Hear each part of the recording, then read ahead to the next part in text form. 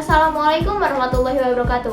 Halo semuanya, perkenalkan nama saya Ratna Puspitasari dari Program Studi Pendidikan Matematika Fakultas Keguruan dan Ilmu Pendidikan Universitas Islam Sultan Agung. Nah, pada video kali ini saya akan membahas tentang jenis-jenis kecerdasan dan contohnya beserta kaitannya dengan strategi pembelajaran.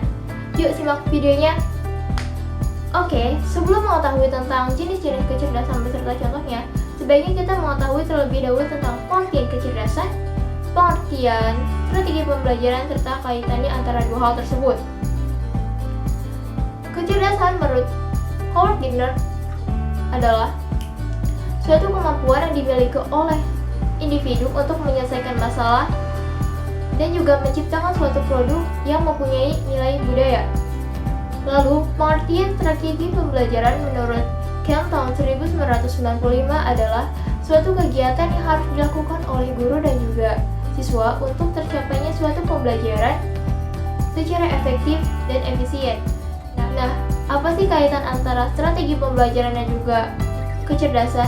Yaitu, di dalam suatu strategi pembelajaran, kecerdasan memiliki suatu peranan yang penting karena dengan kecerdasan tersebut, setiap individu dapat menyesuaikannya dengan berbagai hal, seperti di pelajaran, di perlombaan, di percobaan atau eksperimen, dan juga di luar pendidikan, seperti untuk mencari pekerjaan, dan juga untuk mencari passion atau kegemaran. Oke, sekarang kita lanjut pembahasan tentang jenis-jenis kecerdasan dan juga contohnya. Setiap individu memiliki 8 jenis kecerdasan yang biasa disebut dengan kecerdasan majemuk atau multiple intelligence.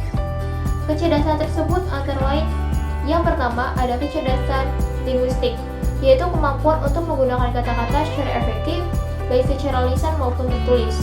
Contohnya itu ada pembaca dongeng, pembaca berita, orator, dan juga pembicara. Yang kedua ada kecerdasan matematis logis, yaitu kemampuan untuk mengolah angka dan menggunakan logika atau akal sehatnya dengan baik. Contohnya itu ada peneliti, ahli matematika, ahli statistika, dan juga programmer. Yang ketiga ada kecerdasan spasial, yaitu kemampuan untuk mempersepsi dunia spasial visual secara akurat. Contohnya ada pemandu, perancang, pencipta, dan juga penemu. Yang keempat ada kecerdasan kinestetik jasmani, yaitu kemampuan menggunakan seluruh tubuhnya untuk mencurahkan ide dan juga gagasannya. Contohnya ada penari, atlet, penata, dan juga aktor. Yang kelima ada kecerdasan musikal, yaitu kemampuan untuk menangani bentuk musik dengan cara mempersepsi, membedakan, mengubah, dan juga mengekspresikan. Contohnya ada komponis, komposer, kritikus musik, dan juga penyanyi. Yang keenam ada kecerdasan interpersonal, yaitu kemampuan untuk mempersepsi dan membedakan suasana hati, maksud dan tujuan, serta perasaan orang lain. Dengan kata lain, kecerdasan ini sangat dapat untuk mempengaruhi orang lain. Contohnya ada negosiator, sales, entertainer, dan juga humas atau public relation. Yang ketujuh ada kecerdasan intrapersonal, yaitu kemampuan untuk memahami diri sendiri dan bertindak berdasarkan pemahaman tersebut. Dengan kata lain, kecerdasan ini sangat dapat mempengaruhi dan memahami lebih tentang dirinya sendiri. Contohnya ada filosof, peneliti mandiri, dan juga psikolog.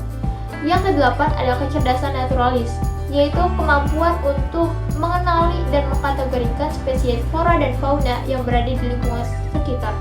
Contohnya ada dokter hewan, ahli biologi, hortikulturis, dan juga penjaga hutan. Oke, sekarang saya akan membahas tentang strategi pembelajaran multiple intelligence atau kecerdasan majemuk. Strategi pembelajaran multiple intelligence adalah suatu upaya untuk mengoptimalkan kecerdasan yang berada pada masing-masing siswa untuk mencapai kompetensi yang terdapat dalam kurikulum. Langkah penerapan strategi pembelajaran multiple intelligence yang pertama, memberdayakan semua kecerdasan pada setiap mata pelajaran. Yang kedua, mengoptimalkan capaian pelajaran tertentu berdasarkan kecerdasan yang dimiliki oleh masing-masing siswa.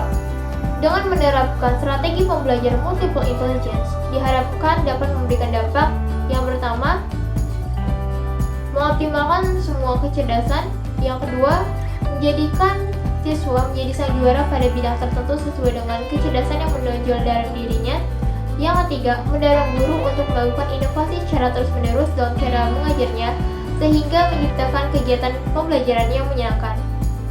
Lalu, apa sih esensi atau inti teori pendidikan kecerdasan majemuk? Intinya yaitu M-A-T-C. M. Menghormati keunikan setiap orang. A. Adanya berbagai variasi cara belajar. T. Tersedianya sejumlah model penilaian. Dan C. Cara yang hampir tak terbatas untuk mengaktualisasikan diri. Dari beberapa hal yang telah diuraikan sebelumnya, terdapat beberapa poin atau kunci dalam teori multiple intelligence atau teori kecerdasan majemuk. Yang pertama, setiap individu memiliki 8 jenis kecerdasan yang berbeda, di mana pada umumnya memiliki satu atau lebih kecerdasan yang menonjol dalam dirinya. Yang kedua, semua kecerdasan bekerja sama secara unik dalam mengolah dan memproduksi informasi yang dibutuhkan. Yang ketiga, banyak cara menjadi cerdas di setiap kategorinya. Sekian penjelasan dari saya, semoga bermanfaat. Maaf jika ada kesalahan dan kekurangan. Terima kasih. Wassalamualaikum warahmatullahi wabarakatuh. Jangan lupa like, comment, dan subscribe.